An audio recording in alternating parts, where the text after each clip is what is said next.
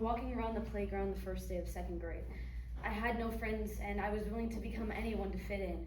I was just wandering around, lost without a friend, when suddenly you said hi. 2 letters, a simple word, ending in an exclamation mark, marking the day our friendship would start. You and you alone noticed me.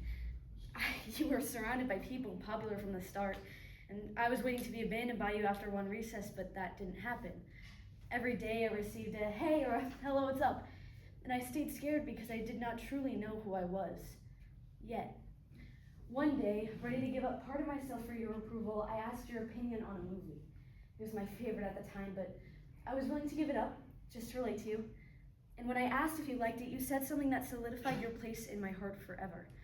You said, I don't understand why everyone hates it. It's just a movie about 2 sisters.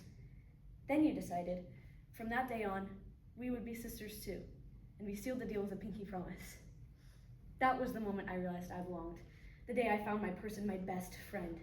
From children pouring so much salt on microwave popcorn that our tongues burned, to teens crying about boys years later, you've been my sheltering tree through it all. In the accelerated education program, I struggled while you thrived. And when we were both suffering in silence, we talked for hours and cried for hours and understood each other in a way no one else ever could. At 13, you remained the single most important part of my life. Different schools, different lives, different passions, and none of it mattered. All that mattered was you. I realized what I found that day wasn't just a best friend. It was my definition of community. At 8, I thought community meant a group or a team, a crowd of people who already seemed connected. I thought belonging meant changing parts of myself, silencing what I loved, and trading authenticity for acceptance.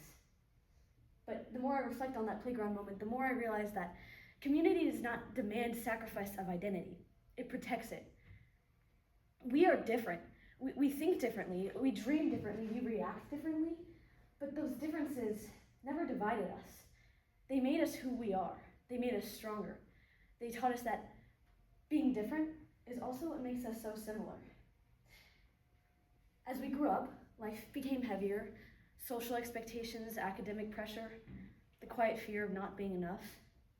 There were seasons where we both smiled in public but struggled in private. There were days where the world felt too large and we felt too small to carry it. But community showed up in the simplest of ways.